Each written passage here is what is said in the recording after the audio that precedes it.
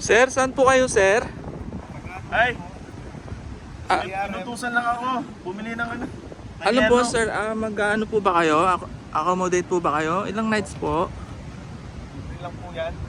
Hindi, may bayad po dito. Ano lang po dito? Piso.